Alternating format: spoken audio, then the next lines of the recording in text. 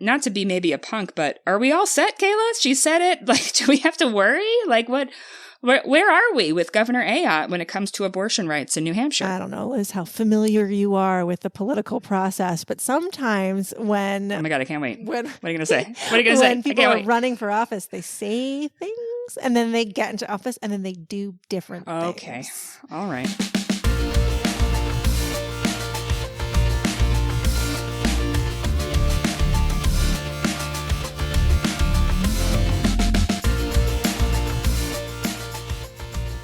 Welcome to New Hampshire Has Issues, a podcast that dares to ask. Does anybody even care about abortion issues anymore? What do you think, Kayla?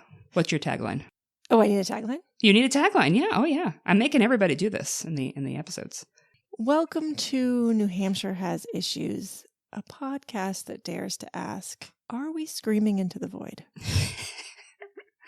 Welcome to New Hampshire Has Issues, the podcast that dares to ask, when exactly did cancer screenings become so controversial? Ugh. That's a good one. I mean, that's a sad one. It's a bummer one. The podcast that dares to ask, what are we even doing here, folks? That's perfect for the whole podcast, every episode. What are we doing here, folks? All right. I am your host, Liz Canada, and today I am joined by the Vice President of Public Affairs of Planned Parenthood of Northern New England and Planned Parenthood New Hampshire Action Fund, and my boss, Monday through Friday, and Saturdays and Sundays, actually. It's a 7-day-a-week job. Okay. Kayla Montgomery. I mean, my job is full-time, so there are times where I work on the weekends. Thank you so much for spending time here in our office talking about the things that we talk about at work. Thanks for having me, Liz. Thank you, Kayla. Let's start with a simple question. Do we have the right to abortion in New Hampshire? We do not.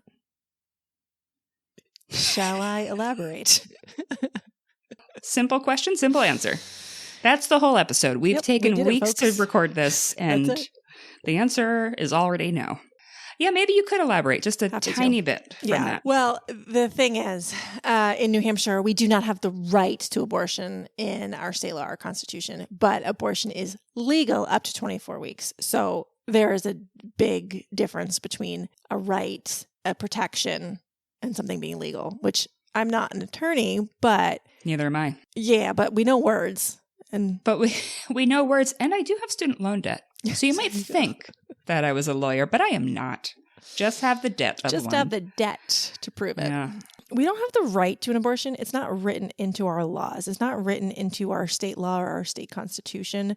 Some states do that. Actually, a lot of states do that. Our neighbors in Maine, for example, codified Roe versus Wade back in I think the 90s. So it said that it says right in the law that a Mainer has the right to an abortion. And in the state of Vermont, on our other side, they have a constitutional amendment that says every Vermonter has a constitutional right to abortion. That is the strongest way to enshrine the right to an abortion in your state constitution. Here in New Hampshire, we don't have either of those things. So abortion is legal, but it's not protected. So there's nothing in our state law or state constitution that says that granted staters have the right to an abortion. If there was like a scale and the restrictions were on one side, it would be heavily weighted down. But the right, if the other side was right, there'd be nothing there. So it's just silent. Why don't we have the right to abortion in New Hampshire? It seems like the live free or die state, this would be something we would have already. And I bet people assume we do. Yeah. So why don't we have it? Yeah, I think it's a great question. I think for a really long time, people, Democrats, Republicans, granite staters all believed that this was sort of decided law under Roe versus Wade and that we didn't really have to deal with this. All that obviously changed when Roe versus Wade went away and the constitutional right for abortion was upended in our country and was sent back to states, which is where we're at right now. Every state has sort of a different law on abortion. Some advocates saw pretty early on that Roe was a threat at the Supreme Court or in our courts in general, and started to look at New Hampshire and be like, okay, well, we need something here, and we've tried. So Planned Parenthood certainly has tried, and with working with lots of coalition partners and lots of supportive lawmakers to try to put the right to abortion explicitly, like in black and white, in our state books. But unfortunately, many a times we've tried that and it has not passed. Here's a loaded question right back to you. Do we have the opposite in state law? Actually, Liz, we do. What? I had no idea that was the answer when I asked that question. Yeah, you had no idea. I had no idea.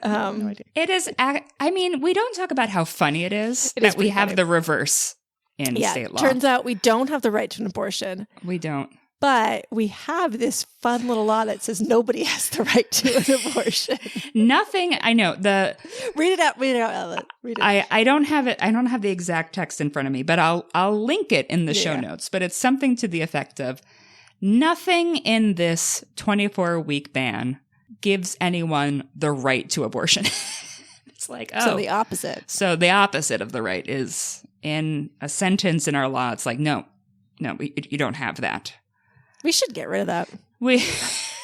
I wish we had tried. I wish people don't know that we're being sarcastic, but we have tried so hard to multiple get rid of times. that. So many times we've tried, and our friends in the state house have tried, and we keep trying, and we will continue to keep trying. We will continue to try to get that line out of there and to add an explicit right to abortion. Vermont passed a state constitutional amendment, and it was a huge victory. Yeah, good for Vermont. I know. Good for Vermont. A constitutional amendment has to go to the ballot. And they won every single town in Vermont. Every single town. Even ones that really strongly supported Trump. They won because abortion rights is very popular. Abortion rights is very popular and not controversial. I feel like I hear people say that abortion is controversial. And it's not. And it's not controversial in any state. Mm-mm. But Vermont passed their constitutional amendment, and folks have asked, why can't we do that? What's stopping us from amending the Constitution in New Hampshire?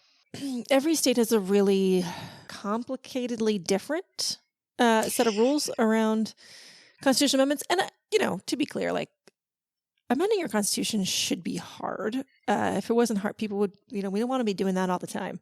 It should be hard. But here in New Hampshire, it's very hard. It is just a really difficult process. It's a very high bar. You have to get to a certain threshold in each chamber, so in the House and the Senate. And then you also have to then take it to the voters, and 66% of voters have to agree to it. And 66 is a really high threshold of people to support anything. In Florida, we saw that recently, that they put the right to an abortion on the ballot, and it cost them $100 million. Granted, Florida is a huge, huge state with a huge population. Very different in terms of population size and media and so forth. Yeah. But here in New Hampshire, it might not be that much money, but it's still the high bar. So in Florida, their threshold is 60%, and they did not get to 60%. They did get a majority. They got more than 50, but they didn't get to 60. Yeah, in Florida, they needed 60% of the people who showed up to vote to pass it, and they didn't reach that threshold. And in New Hampshire, as you said, it's higher than that. Yeah. So it's hard. It's a difficult thing to amend the Constitution. So people have tried, we have tried, but it is just probably not going to happen now. Maybe someday, and we should definitely all keep trying for it. But through state law is certainly a good level of protection. It's more than we would have right now. Yeah. And why does this matter? Because why does this matter? Why does this matter, Liz? The podcast that dares to ask, why does this matter? I like it. Why does it matter to have an explicit right to abortion in state law or our Constitution? Because here in New Hampshire, we have elections every 5 minutes, give or take.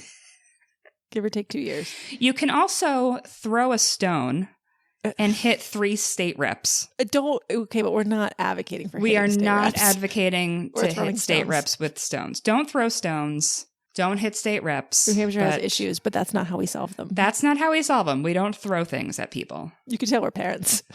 I'm speaking through you to the boys right now to say, stop throwing stones at each other, because they're home right now, and that's probably definitely what they're doing. And likely going to hit a state rep, because we live near a bunch of them. It's true. We have elections every 2 years here in New Hampshire, and Yes. we are a purple state, which I kind of hate that expression, but we are a state that like goes Do you hate back. purple? I love the color purple, Liz. The book, The Color Purple. I'm just going to keep going down this path. I also love the book, The Color Purple. Very different. Cut it all. We're going to cut it. No, we're going to keep it. We're going to keep it. The Color Purple is a great book. You can probably no longer read it in public schools based on the DEI, but it is an excellent book and movie. All right, so we're a purple state. Okay, so we're a state that tends to go back and forth when it comes to our leadership in the House, in the Senate.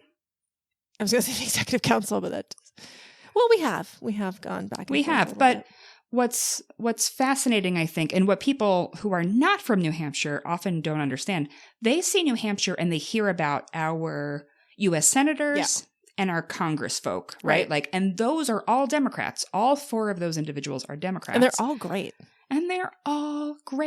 All 4 of them. We love them. No elected official is perfect, but I think they do genuinely try to listen to their constituents. So people who are not from New Hampshire see that we have specific folks who are in, federal office, but our entire state government is Republican. So like that is truly sort of a purple experience because you've got blue in terms of federal. Because blue and red make purple. Look, I'm no artist, but... You're not an artist. You're not a lawyer. What are you, Liz? I'm not. What am I? What am I doing here? What gives me the right to be on this? You don't have the right, just like Granite Staters don't have the right to abortion. The reason this matters is that every 2 years we have elections for our governor, executive council, state senate, state representatives. Mm-hmm. And so every 2 years, this is an issue. There's bills that come up. There's multiple bills every year that come up that will try and, tinker with abortion laws or try and regulate abortion or try and restrict or criminalize abortion. And there's nothing to stop that. There's nothing on the books that you can point to and say like, well, we can't do that.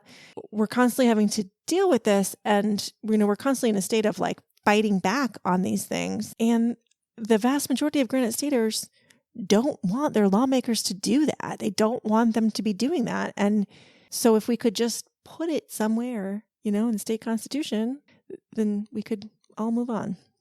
I've heard so many state reps and some state senators as well who've said, I just want to stop voting on these bills already. I just want this to be out. I don't want to have these conversations. You and me both, babe. We can all agree. We do not want to deal with these wild little bills that we have.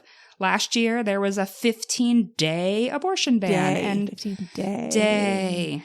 And because we are New Hampshire and the way that our state government works, every single bill that's introduced gets a public hearing. People go into the state house and share their thoughts. They get a committee vote, and then they have a vote on the floor for the whole chamber. And so a 15-day ban, like when talking to some of these lawmakers, they were like, Liz, I do not want to do this anymore. And I would say to them, there is an answer. You could pass a constitutional amendment, and then we wouldn't have to have these debates anymore because they would be unconstitutional, like clearly unconstitutional. That argument didn't work so far. No. But I'm going to keep trying. Yeah, I think that's a really important point, though, like that people don't understand about New Hampshire, whether you live here or you don't, like the idea that every single bill gets a public hearing and a floor vote. Like that takes up a tremendous amount of time. The bill could be as silly as, I want to ban the color purple. The book? Kayla, did you just say you want to ban the color purple? Oh my God. Cut it out. Where does Kayla stand on Alice Walker? And I'm horrified right now. Horrified. Okay, so someone wanted to ban purple. The color. I cannot believe you said such a thing. That would have a public hearing. Book banning right here on New Hampshire. Actually, yeah, that's not a joke. There actually are. All right. So I joke about banning a book, but there are bills. There are bills that are banning books in the state house right now. Like that's a thing that people have introduced and they have momentum. Like they might actually ban books this year. Yeah. Okay. So this was everything. So my example was about the color was better. And you took it in a different direction. You could have chosen any other color, but you chose purple. All right. If you wanted to ban eating sandwiches with mayo, which I could get behind. I am not. I know we would have debated. We would debate on the floor, you versus me, and we would take up time. I would win. yes, we would have floor remarks. Do you think? Look, it's a pretty simple. People like mayo, Liz. It's a pretty simple solution. Just put the mayo on the side so people can add it if they want to. Gotta moisten the bread.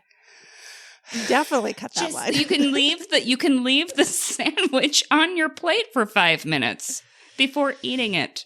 That's what you think. But yes, every bill gets a hearing, gets a committee vote, and gets a floor vote. It's a lot. And then lawmakers can't really focus on bills that are outside their committee because they're overwhelmed by the bills in their committee. And so by the time these bills that try and restrict abortion access get to the floor, some people are just like kind of seeing it for the first time. Like they don't know exactly what it means, and they haven't had the opportunity to really educate themselves on what this actually does for people.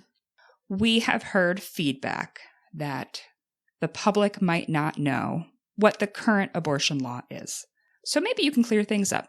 What is the current abortion law in New Hampshire? As of this moment, as we're recording it, I should say. As of this exact moment.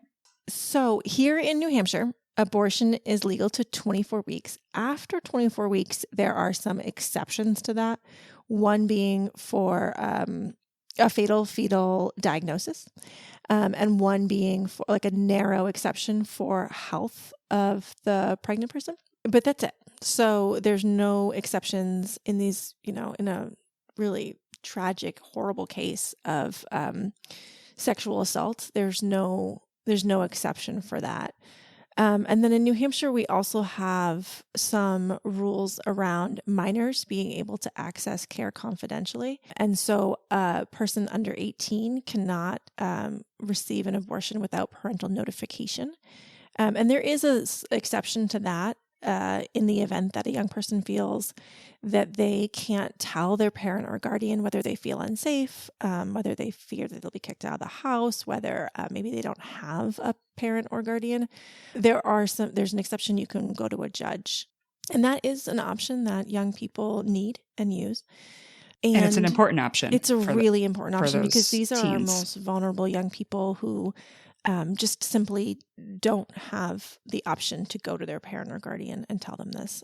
Right.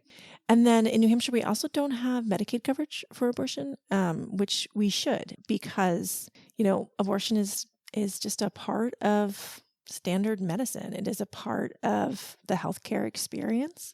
So we're specifically carving out abortion, even though abortion is common. One out of four women will have an abortion before she's 45. And it shouldn't just be something that is unavailable for lower income people. So that is something that should be covered, but it is not.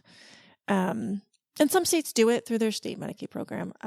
But in New Hampshire, we have some really great abortion funds that will help cover the cost, thanks to private donations, who can help cover the cost of an abortion care if you can't afford it.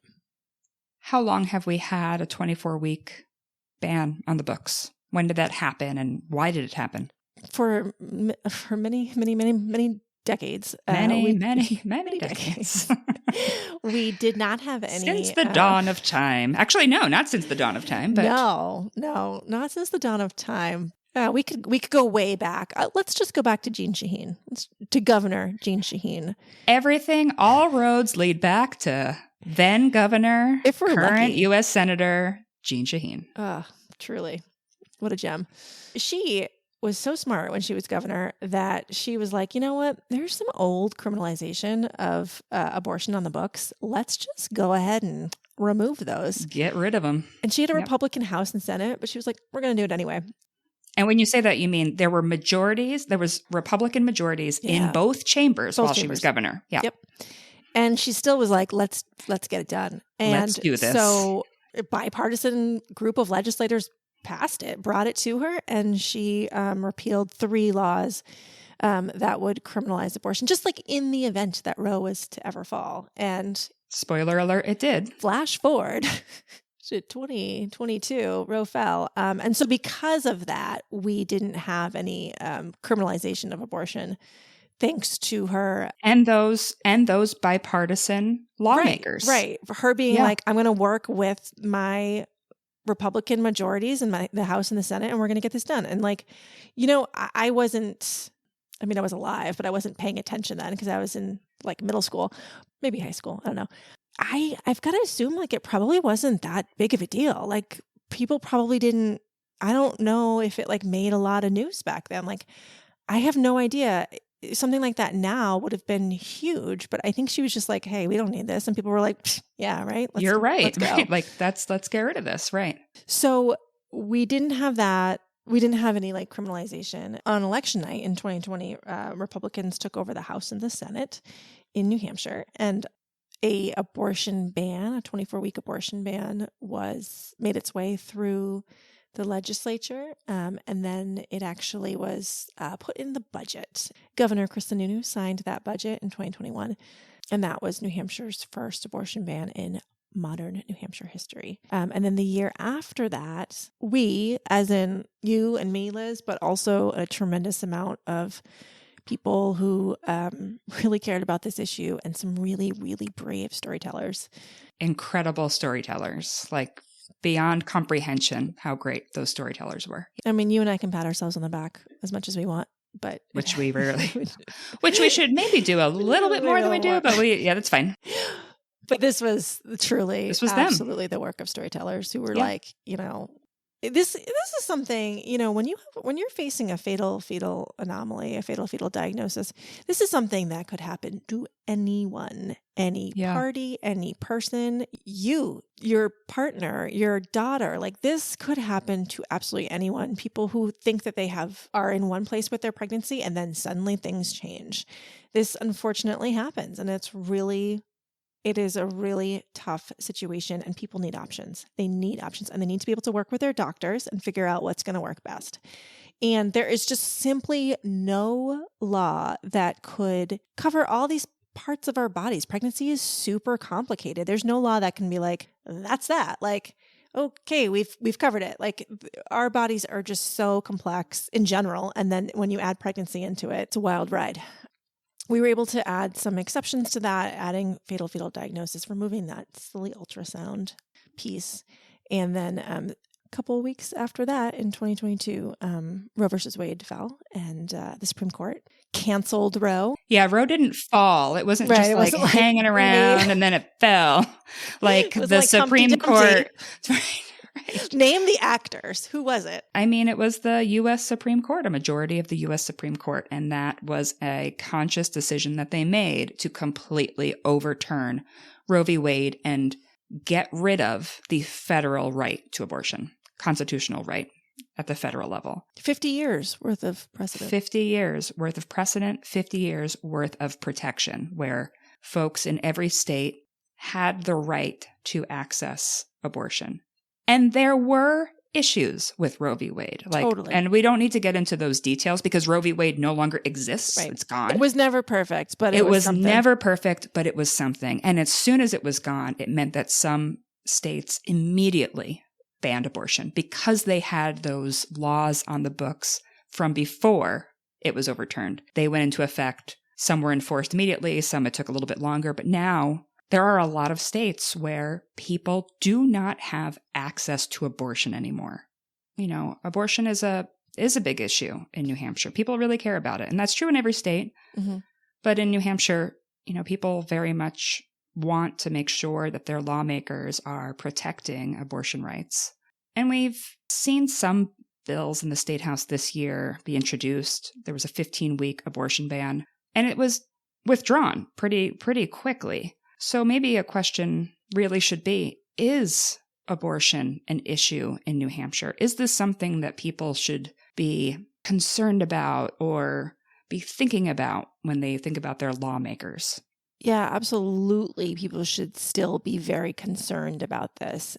I think it's really important to note that, Granite Staters are just as supportive of abortion rights as all of our neighbors. So we know that New England is in general supportive of abortion rights, and that's great. But people see New Hampshire as like sort of a spot of, okay, well, what's going on in New Hampshire? Why do they have these restrictions? Why don't they have protections? But Granite Staters are just as supportive of abortion rights as all of our neighbors. And it is the super majority of people who support abortion rights.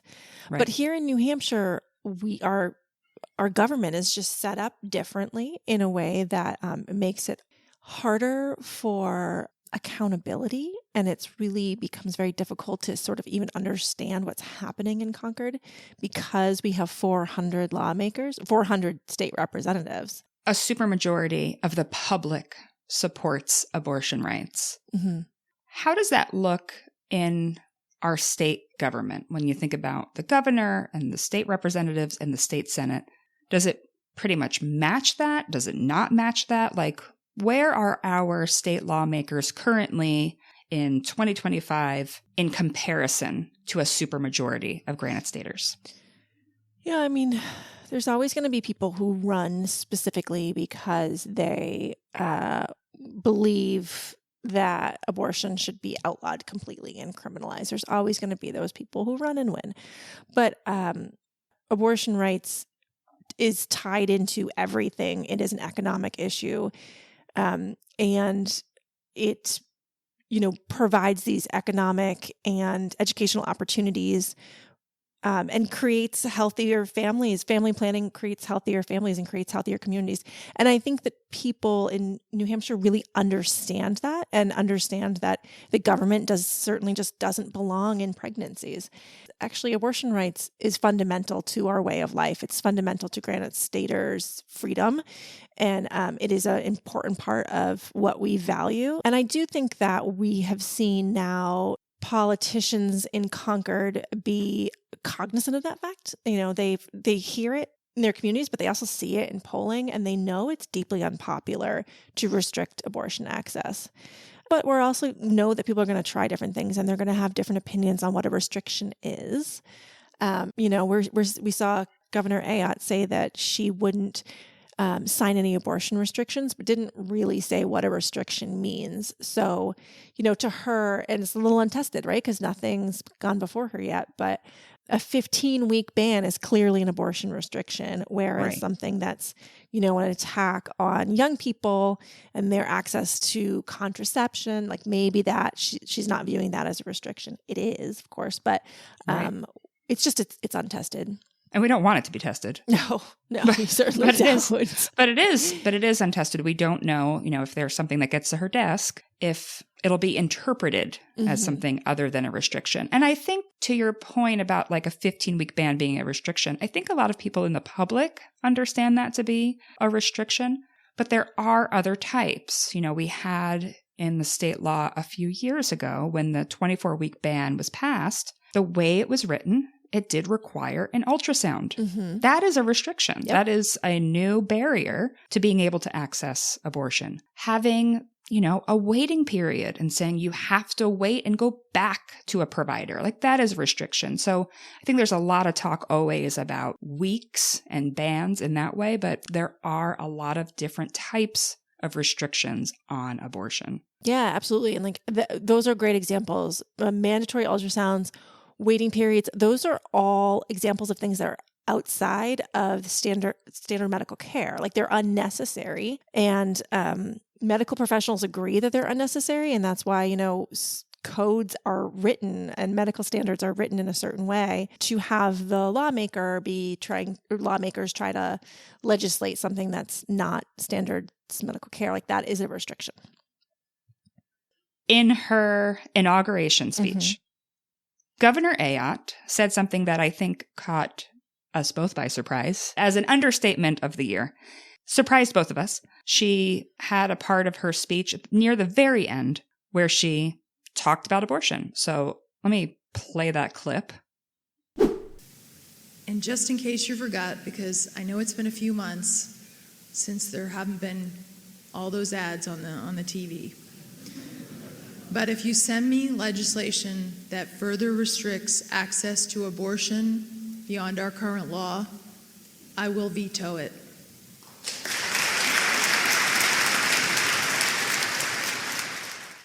All right, Kayla, what was your reaction? Were you expecting it? Did she let you know in advance she was going to say it?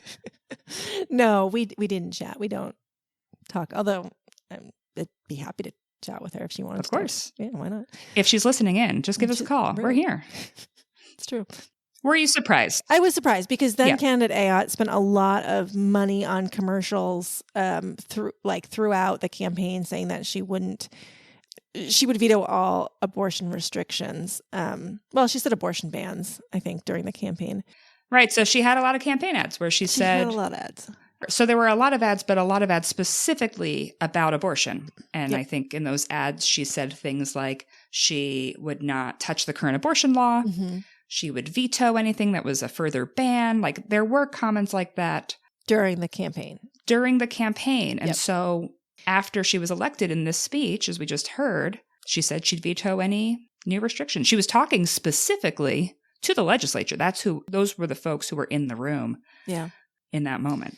Yeah, and it was surprising to hear it sort of so boldly during such a big speech where so many people, Right. lawmakers, but also like everyone from the media was paying attention.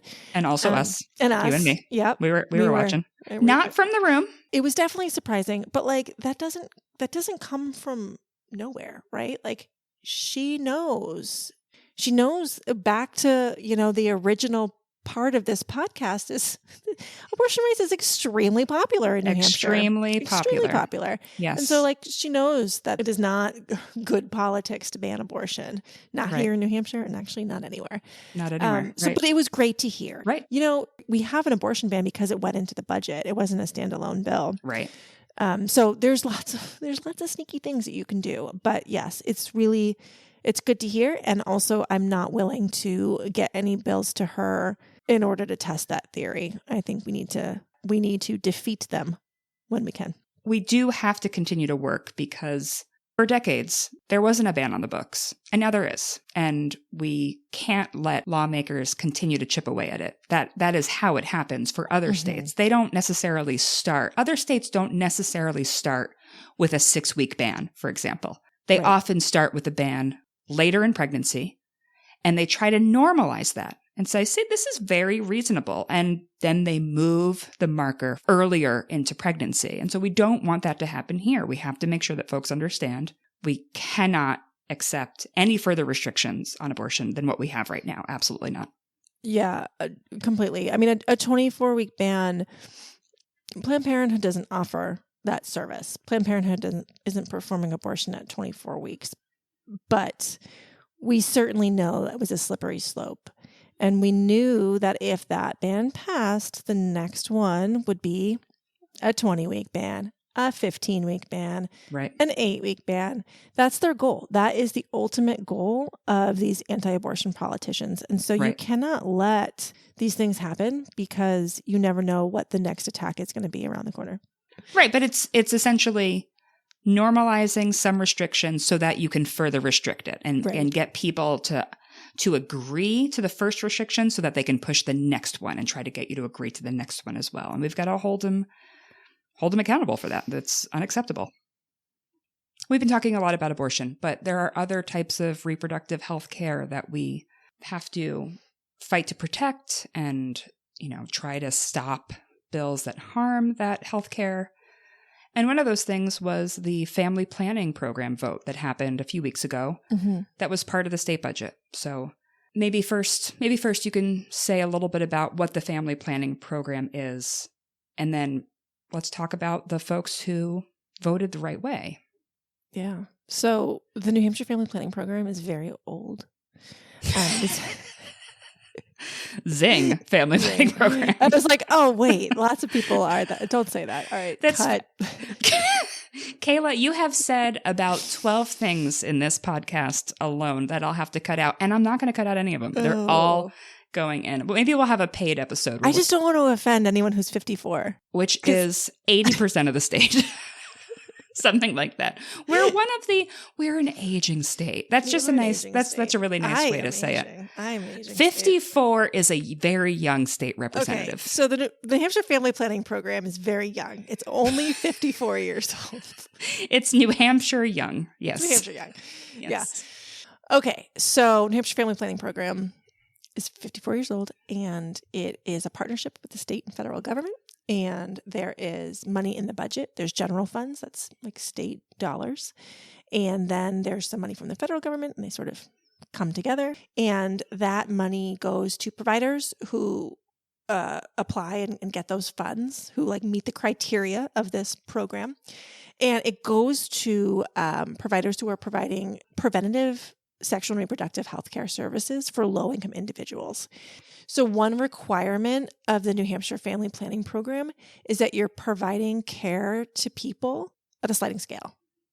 And so if a patient comes in to a provider and they cannot afford their services, if like they can pay $0, the provider still gives them the care that they need. And so there's a couple of different things that fall under this program, and it is birth control. It is cancer screenings, so like screening for cervical cancer and breast cancer. And it is also STI testing and treatment, and a couple of other things. So to just say it back for a second, the family planning program helps to cover low cost or no cost cancer screenings to folks who would not be able to pay for them otherwise. Is that correct? Yeah, that's right. Okay. So this should be as non-controversial can be. Right. So actually this program, it actually started in 1970 under President Nixon, who was a Republican. I don't know if you know I'm that. familiar with his work. Not great work overall, but great work in this way. Yeah, totally. It was the Title X program, the program that is for preventative health care. It's lasted because it works. So it was originally, started as a way to help low-income women receive healthcare and economic opportunities. When people are healthier, they're able to take better control of their lives. They're able to have better economic and educational opportunities. And so this was very much so viewed as a way to help grow the middle class. And it has continued through Republican and Democratic administrations because the program clearly works. We right now, as a country, have some of the lowest unintended pregnancy rates and teen pregnancy rates in the last 30 years. This is a program that has been wildly successful throughout our country and here in New Hampshire as well. But unfortunately, it is under attack. And the House just passed a budget a couple weeks ago that The New Hampshire House. The New Hampshire House, thank you, that entirely eliminates the New Hampshire Family Planning Program. So currently, Planned Parenthood is not in this program. We have always been in the past, but due to the political nature of the New Hampshire Executive Council, which I don't know if we have time to get into, but you can invite me back for another podcast on the Executive Council. You know I will. Can't wait. You're going to come back for Executive Council. Yep. So we're not in that, nor is the two other abortion providers. But there are other providers who are providing this care throughout the state, including in some healthcare deserts, like in the North Country. So there is one provider who specifically provides family planning services to North Country residents. They're in this program. It is not like a tremendous amount of money. It is not paying for everything, but certainly it helps. It really helps be able to take care of patients for free, because that is what we're doing here. We're able to take care of patients' needs when they can't afford that care on their own. And it's, it's so good for the economy, because if people can't get care, what do? They wind up pushing out their care longer and longer. And the longer it takes, the more expensive things are, and people wind up in the emergency room. Right. And so this version of the state budget so far, the process is not over from when we're recording this. It has passed the New Hampshire House, and the program has been eliminated. And there were some folks who didn't vote, I'll just say, with their party, right? Like, yeah, because actually birth control transcends parties, right? Like, people like birth control. People like and know that it is an important thing to be able to access. Yeah. People like it. They need it. They understand it. Without getting too in the weeds of how a budget is built, there were amendments proposed in the committee, and these are not my words. This is what's on the language of the paperwork they passed out. Like, these were Republican amendments. The Republican amendment that was proposed was to eliminate the family planning program. It is on the General Court's website as the Republican amendment. Yeah, and it's also rejecting federal funds too, just like as an FYI. It's not just getting rid of general funds from New Hampshire. It's also saying, no, we don't accept your federal funds that they're trying to give us. Right. Which is wild. And so when the full House, not the TV show, but when the full New Hampshire House took their vote, there was what's called a floor amendment, a day of amendment that said, let's put the family planning program back into the state budget. Love to see it. Love to see it. That's an important vote to take. And there were 8 Republicans who voted in support of that and said, yes, we should put the family planning program back into the state budget. Yeah, we should, in fact, prioritize healthcare for low-income individuals. Seems pretty basic. It seems pretty basic, but it didn't happen because there weren't enough votes. No, because 8 Republicans wasn't enough. Wasn't enough. It was every Democrat who voted on that vote plus those 8 Republicans, and they were outnumbered by the folks who voted against that amendment. I always worry. Boo. You're not allowed to boo in the chamber, but, we can boo. We can boo on this podcast. But I always get worried that folks assume one party is always in opposition to abortion or reproductive health care. And it's not the case. I can't emphasize it enough that New Hampshire reps, there are folks who will vote the right way. Yeah.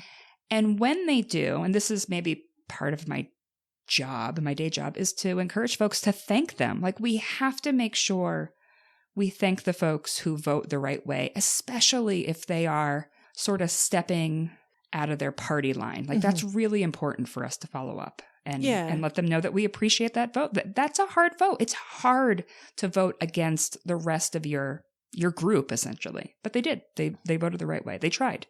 Yeah, it's really important. And you thank people when they do the right thing, regardless of who they are or where they, what party people need to be thanked for doing the right thing. A decade ago when I started at Planned Parenthood, we had, maybe 25 to 30 Republicans join on nearly every vote that we prioritized. And just throughout the years, that number has dwindled, and that's dwindled because they've been primaried out by people who are more extreme on this issue, or people just, some Republicans are just like, I don't really want to deal with this because it's really hard. It is really hard to be going against your party on things. And when you're not getting paid to do this work either, it can be really hard to sort of manage all those things. And so, we've lost a lot of what we would call pro-choice Republicans. And they don't always refer to themselves as that, no. but we sort of think of them as in that way of like folks who care about reproductive health care and see the value of it and are Republicans. And it used to be a lot of them.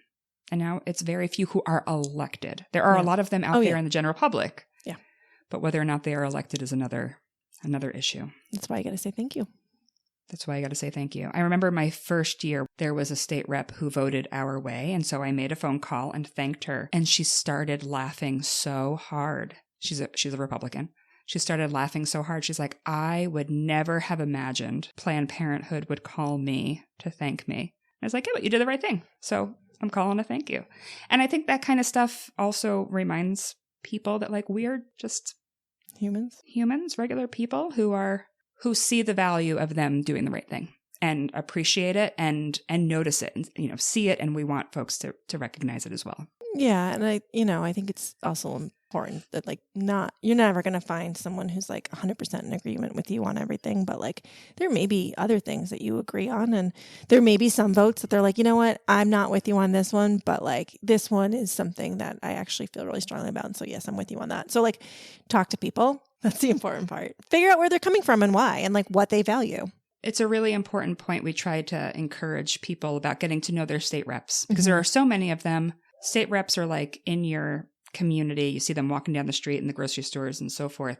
And by building a relationship with them, you might learn that maybe they're not with us on, a 15-week abortion ban. Maybe they would vote in support of that, which is a real bummer. But maybe they are with us when it comes to making sure people have the access to birth control.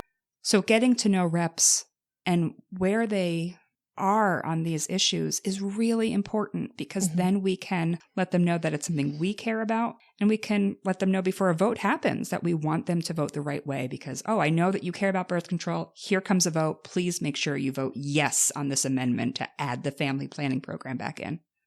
Kayla, thank you so much for taking the time to answer all these questions that maybe I knew the answers to, but also being able to talk them out. Wait, shouldn't I be asking you a couple questions about this podcast adventure? Yeah, sure. Okay.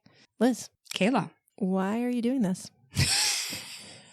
When you say this, I say this, I mean, Liz, why are you putting this podcast together, which is very fun. But I'm just curious, like, what were your thoughts of what brought you to this moment?